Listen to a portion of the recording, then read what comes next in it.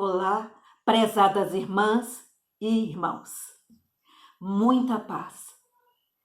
Antes de realizar a prece inicial, preparando-nos para uma reflexão que faremos uma breve explanação, convido-os a me acompanharem na narração de uma poesia da autoria do Espírito João de Deus, transmitida pela psicografia de Chico Xavier e contida na obra de mesmo nome Parnaso de Além Túmulo.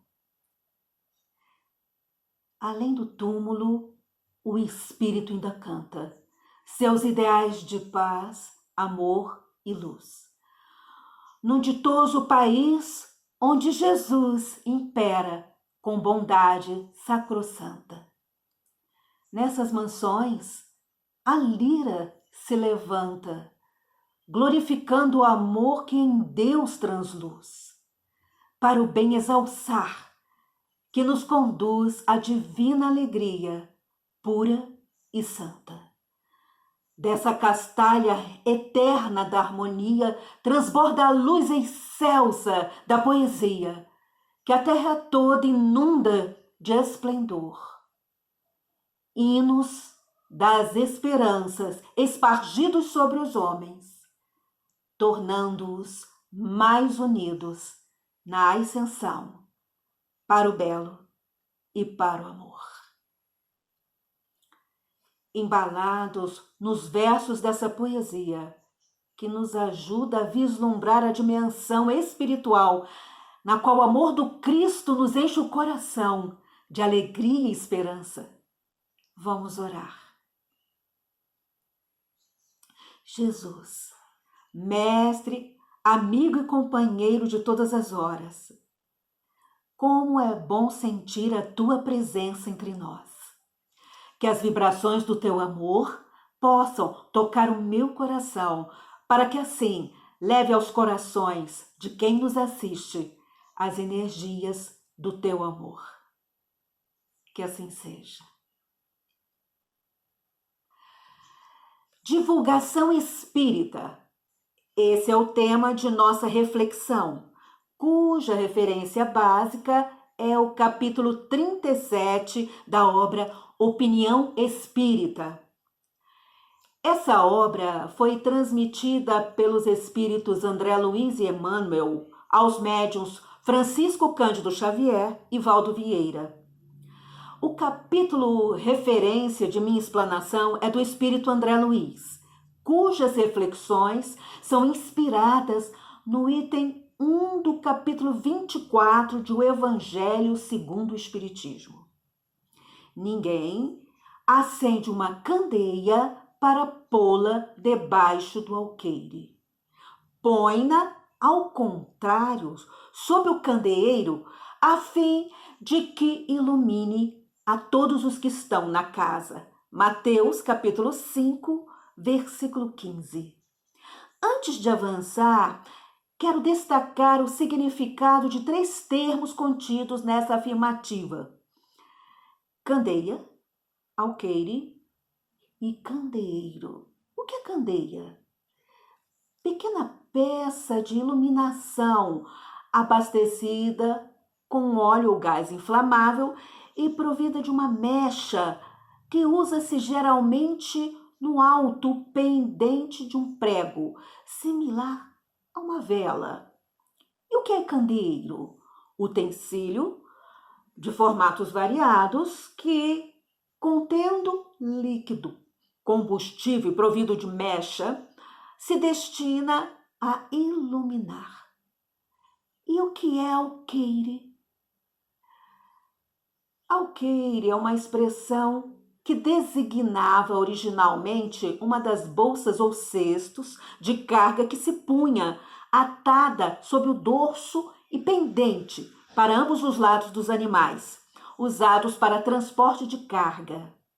Depois, o conteúdo dessas cestas e bolsas, mais ou menos padronizadas pela capacidade dos animais utilizados no transporte, foi tomado como medida de secos, grãos, como grãos, e acabou depois designando a área de terra necessária para o plantio de todas as sementes.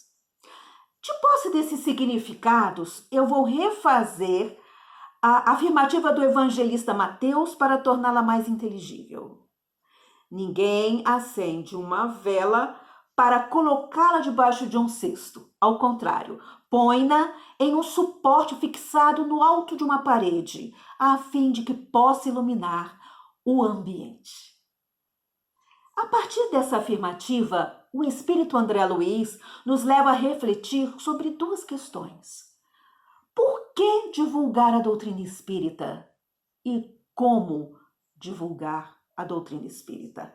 Antes, porém, de expor as considerações do espírito André Luiz, vou lhes narrar uma história.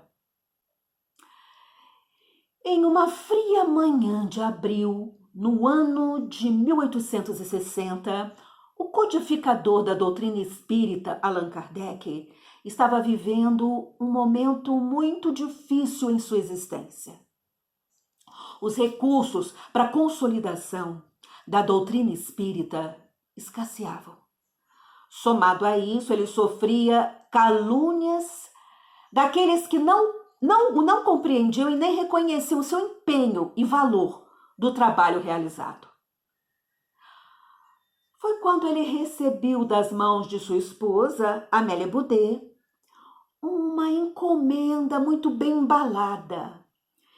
Ele abre e encontra uma carta que lhe dizia o seguinte: Senhor Allan Kardec, respeitoso abraço.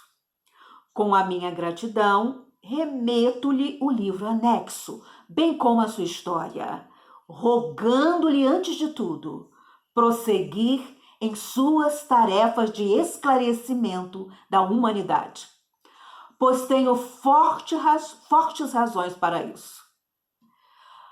Sou encadernador desde a meninice, trabalhando em grande casa dessa capital. Há cerca de 2 anos, casei-me com aquela que se revelou a minha companheira ideal. Nossa vida corria normalmente e tudo era alegria e esperança, quando no início deste ano, de modo inesperado, minha Antoniette partiu dessa vida, levada por sorrateira moléstia. Meu desespero foi indescritível e julguei-me condenado ao desamparo extremo. Sem confiança em Deus, sentindo as necessidades do homem do mundo e vivendo com as dúvidas aflitivas de nosso século, resolvera seguir o caminho de tantos outros, ante a fatalidade. A prova da separação vencera-me, e eu não passava agora de trapo humano. Faltava ao trabalho, e meu chefe, reto e ríspido, ameaçava-me com a dispensa. Minhas forças fugiam. Namorara diversas vezes o Senna e acabei planejando o suicídio. Seria fácil, não sei nadar. Pensava. Sucediam-se noites de insônia e dias de angústia. E numa madrugada fria, quando as preocupações e o desânimo me dominaram as forças mais fortemente, busquei a Ponte Marie, olhei em torno, contemplando a corrente, e ao fixar a mão direita para tirar-me, toquei um objeto, algo molhado, que se deslocou da amurada, caindo-me aos pés. Surpreendido, distingui um livro que o orvalho umedecera. Tomei o volume nas mãos e, procurando a luz mortiça de poste vizinho, pude ler, logo no frontispício, entre irritado e curioso: esta obra salvou-me a vida. Leia com atenção e tenha bom proveito. A. Laurent. Surpreso, li a obra.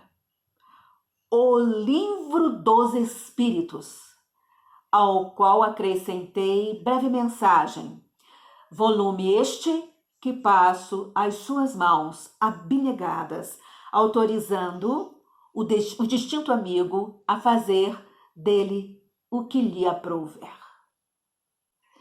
Kardec viu que na mensagem ainda constavam agradecimentos finais, a assinatura, a data e o endereço do remetente.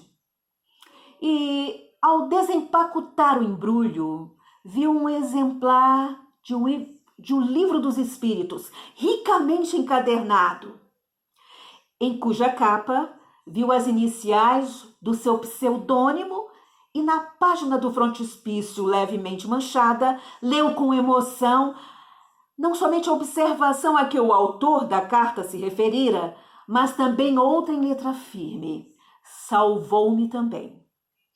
Deus abençoe as almas que cooperaram em sua publicação.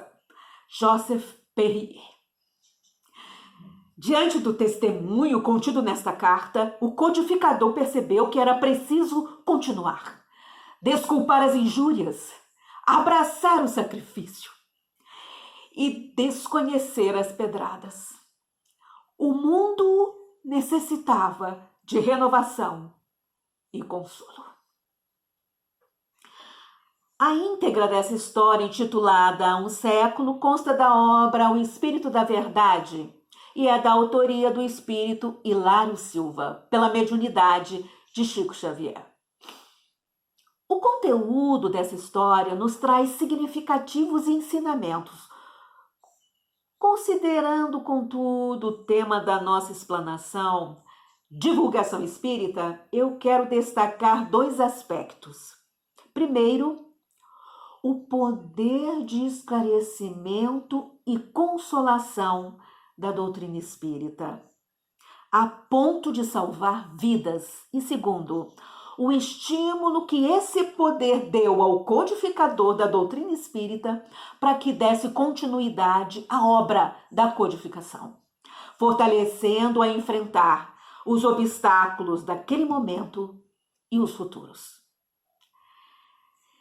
Esses aspectos respaldam a seguinte afirmativa de André Luiz na mensagem tema de nossa reflexão: termos como espírita o dever de colaborar na extensão do conhecimento espírita, com o devotamento que a boa semente merece do lavrador. Além disso, também responde à nossa primeira questão reflexão: por que divulgar a doutrina espírita? E para consolidar a resposta a essa reflexão, eu vou apresentar a letra de uma canção que nos expõe de forma poética em que consiste a doutrina espírita e o seu papel na humanidade. Doutrina de amor e luz, ciência, fé e consolação. Prometida há 2000 anos por Jesus, diretriz da humana perfeição. Irmãos, é a doutrina espírita, a imensa esperança no porvir. Marchar ao clarão da luz bendita é nascer e renascer, amar e progredir. Proclamam irmãos dos céus a boa nova lei imortal. Homens, fraternizai, vosso Pai é Deus, e sois vós a família universal. Das entrelinhas do conteúdo dessa canção, da autoria de Nelson Querensky, Sebastião Avelino de Macedo, também podemos perceber que o propósito da divulgação espírita não é fazer proselitismo, mas sim acolher, amparar, esclarecer e consolar. Em consonância com esse entendimento, André Luiz expõe que o principal indicador de rendimento da divulgação espírita não é a quantidade de pessoas que se dizem espíritas, mas as realizações e exemplos dos seus seguidores. E em relação ao como divulgar a doutrina espírita, André Luiz começa relatando o próprio trabalho do codificador do Espiritismo, que começou publicando as obras da codificação e instituindo uma sociedade promotora de reuniões e palestras públicas, a Sociedade Parisiense de Estudos Espíritas. Além de uma revista e uma livraria para difusão inicial da revelação nova. Além do trabalho do codificador, André Luiz resgata o exemplo de Jesus, que começou formando um colégio apostólico para divulgação dos ensinos da Boa Nova, e mais tarde destacando Paulo de Tarso para levar a mensagem do Evangelho aos gentios.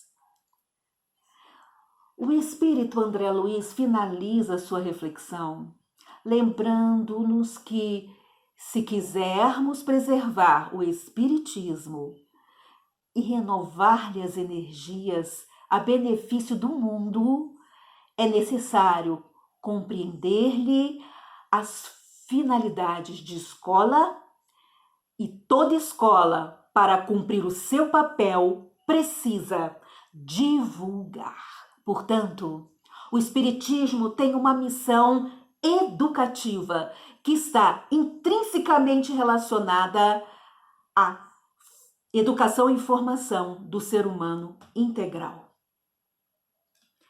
Para ressaltar essa percepção, vale resgatar um pouco da história da codificação, lembrando acontecimentos que foram muito bem retratados no filme produzido por Wagner de Assis, Kardec, a história por trás do nome, cujo roteiro foi baseado na obra Kardec, a biografia, de Marcel Souto, e que resgata o protagonismo feminino tão bem retratado ao longo do filme.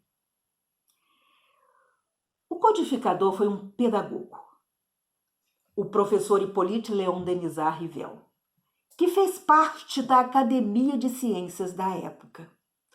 Ao ser convidado a analisar os fenômenos das mesas girantes, que ocuparam a atenção dos salões parisienses por cerca de 5 anos, ele se dispôs a estudá-los, adotando o método indutivo utilizado pela academia. Ou seja, ele partiu da observação e estudo do fenômeno, e não de uma teoria. Assim, adotando o método indutivo, Kardec começa a analisar aqueles fenômenos e descobre uma ciência que regula a relação entre a dimensão física e espiritual. E a partir da análise do conteúdo dos textos que foram resultado desses fenômenos, Kardec descobre uma filosofia que traz consequências viscerais extremamente significativas para a vida do ser humano em todas as suas dimensões: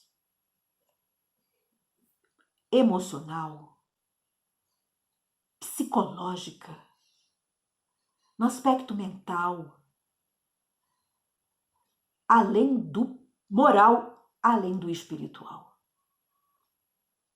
Assim, adotando o método,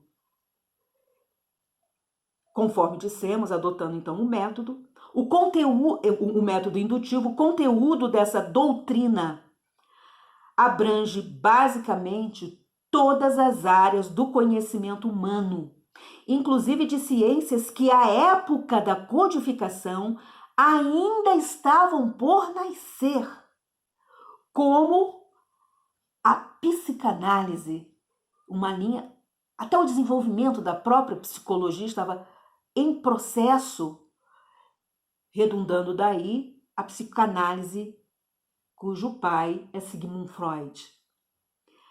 Somente mais tarde, no segundo quarteto do século XX, as obras do espírito André Luiz revelariam, por intermédio da mediunidade de Chico Xavier, conhecimentos científicos que seriam posteriormente descobertos pelos cientistas de então, tais como a glândula epífise. E ao final do século XX, nos idos de 1990, o espírito Joana de Ângeles inicia, por intermédio da mediunidade de Divaldo Franco, a série da psicologia transpessoal, a partir de um estudo aprofundado das descobertas de Carl Gustav Jung, discípulo dissidente de Freud. A sua série psicológica, que aprofunda as revelações da doutrina espírita, revela-nos o caminho para a formação e educação do ser humano integral e começa com a obra Jesus e a Atualidade, resgatando-o como o modelo do homem integral. Portanto, minhas irmãs, meus irmãos, divulgar a doutrina espírita é o maior benefício que podemos fazer por nossa humanidade. E nesse período de pandemia, no qual estamos vivendo um momento tão singular em nossa história, disseminar os esclarecimentos consoladores que a doutrina espírita nos proporciona, desmistificando a morte, rasgando os véus, revelando-nos a imortalidade do espírito, fazendo-nos perceber o quanto é real essa afirmativa contida na lápide do codificador: nascer, morrer, renascer ainda, evoluir sempre, tal é a lei. Disseminar estes conhecimentos que a doutrina espírita nos proporciona é semear consolo, esperança, é resgatar o sentido da vida e o propósito existencial da criatura humana. Então, vamos aproveitar cada vez mais as mídias sociais. Instagram, Facebook, canal no YouTube, Twitter, TikTok, o que vier a surgir para divulgar os esclarecimentos consoladores do Espiritismo, sempre movidos pelo clima de harmonia da canção Alegria Cristã. Afinal, somos companheiros, amigos e irmãos que vivem alegres pensando no bem. A nossa alegria de bons cristãos não ofende a Jesus, nem fere a ninguém. A nossa alegria é o bem do Evangelho que vibra e contagia, da criança ao velho. Mesmo entre perigos, daremos as mãos, como bons amigos, como bons cristãos. Que as vibrações de amor do Mestre Jesus continuem nos inspirando em nossa trajetória evolutiva, nas duas dimensões. Vamos então orar. Senhor Jesus, a tua presença entre nós é um bálsamo que alivia as nossas dores, ilumina a nossa mente e conforta o nosso coração. que a sintonia com o teu amor permaneça nos inspirando, a fim de podermos promover uma vida mais alegre, mais feliz. Que assim seja. Então, muita paz, meus irmãos. Um ótimo dia, uma ótima noite, uma ótima semana. Até mais.